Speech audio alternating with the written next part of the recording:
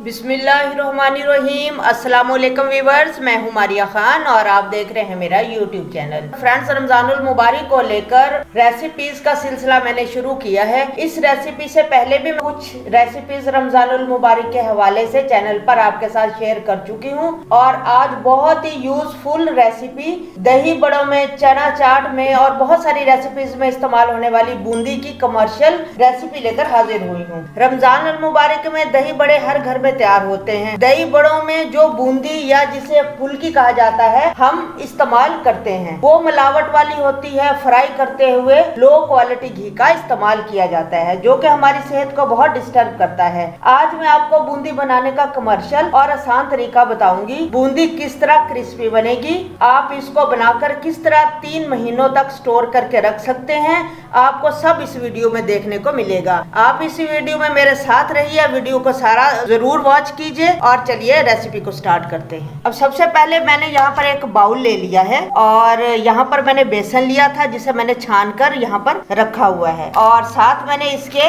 अच्छी क्वालिटी का मैदा लिया है जो पैकिंग में होता है और छाना हुआ होता है। अब बाजार वाले क्या करते हैं कि वो तो सारी मैदे की या आटे की बना देते हैं, लेकिन वो बहुत ज्यादा लो क्वालिटी हो जाएंगी। हम कमर्शियल तरीके से बनाएंगे, बहुत टेस्टी बनेगी और कमर्शियल जब आप इसे बनाकर इस्तेमाल करेंगे तो आपको वही कमर्शियल टेस्ट आएगा। सबसे पहले हम यहाँ पर 2 कप ले लेते हैं बेसन।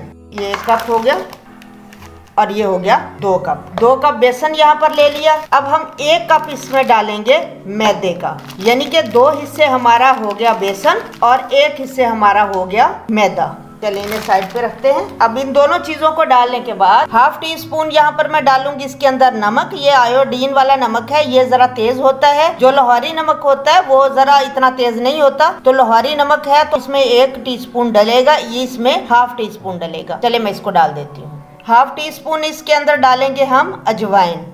आप जीरा भी डाल सकते हैं, अगर आप अजवाइन नहीं डालना चाहते तो आप जीरा डाल सकते हैं। अब इसके कलर को खूबसूरत करने के लिए, ताकि हमारी देखने में भी फुल्कियां अच्छी लगे, टेस्ट तो अल्हम्दुलिल्लाह हमारा अच्छा बनेगा, यहाँ पर मैं ड्राई कलर का येलो का इस्तेमाल कर रही हूँ। जो आप जर्दे के लिए इस्तेमाल करते हैं ना, वही वाला रंग मैं यहाँ पर इस्तेमाल कर रही हूँ। ये 1/4 टीस्पून तकरीबन हम इसके अंदर डाल देंगे येलो कलर जो होता है जर्दे वाला। देखिए अब यहाँ पर 1/4 चम्मच है, ये येलो कलर है, ये फूड कलर होता है। कपड़े रंगने वाला रंग नहीं आपने डालना, ये फूड कलर अलहदा से होते हैं, ये ड्राई भी मिलते हैं और लिक्विड भी मिलते हैं। ये फूड कलर आपने डालना है इसके अंदर। अब इसे हम मिक्स करते हैं।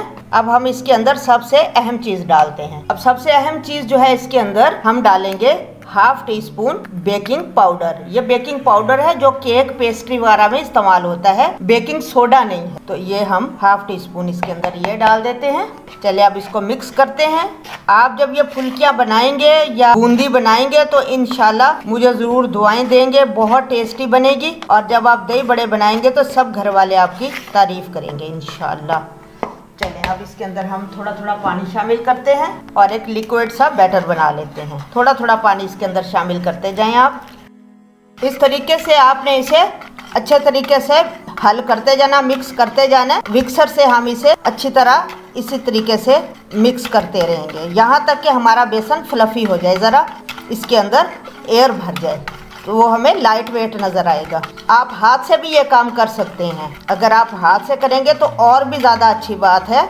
इस तरीके से यूँ पंजा बना के इस तरह, और इस तरीके से आप मिक्सर की जगह आप अच्छी तरह हाथ से भी कर सकते हैं। अब यूँ पकड़ लें वरना हाथ दुखने लग जाएगा। इसे हमने अच्छी तरह मिक्स करना है।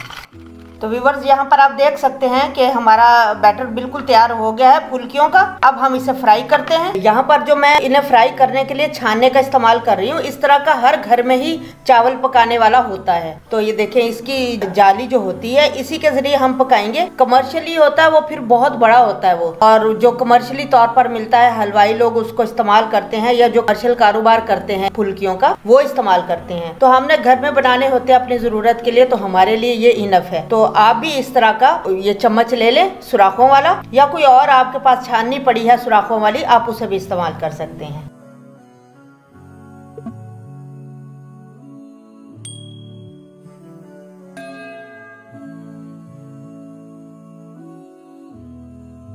इस तरीके से हम इसे डालते जाएंगे। हमारी बूंदी कितनी शानदार तैयार हो रही है।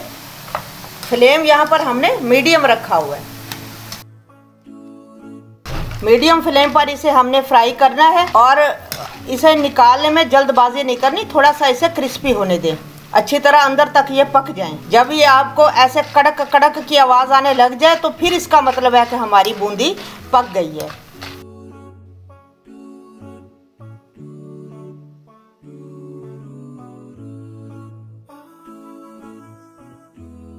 ये देखें, यहाँ पर अब मैंने मीडियम फ्लेम पर इसे मैं पका रही हूँ।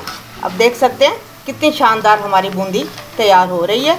अभी हम इसे क्रिस्प होने तक फ्राई करते रहेंगे, फिर हम निकालते हैं और फिर अगला पोट डाल देते हैं। अब देखिए ये क्रिस्पी हो गई हैं, अब हम इन्हें निकाल लेते हैं।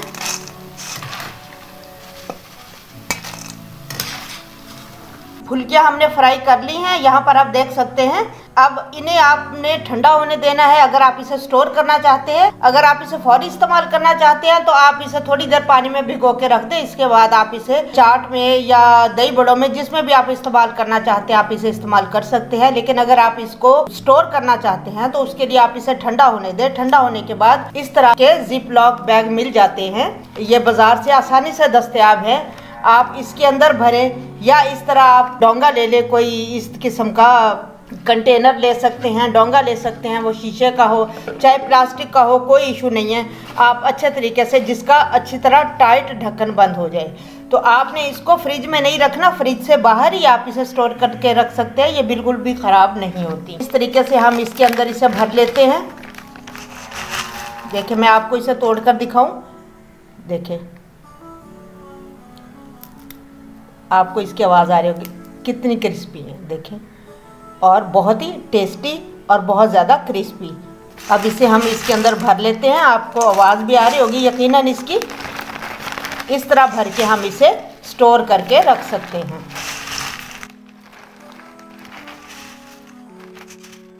इस तरीके से भर के हम इसे अच्छे तरीके से, ऊपर से ये लॉक हो जाते हैं, बंद हो जाते हैं इस तरह। ये देखिए अच्छे तरीके से बंद हो गया है। अब इस तरह हम पैकेट बनाकर इनको सेव कर सकते हैं। आप भी अभी से बना लें, इस तरह की बूंदी बनाकर आप इसे स्टोर कर लें, सेव कर लें और सारा रमज़ानुल मुबारक इस्तेमाल करें। इससे आपके टाइम की भी बचत होगी।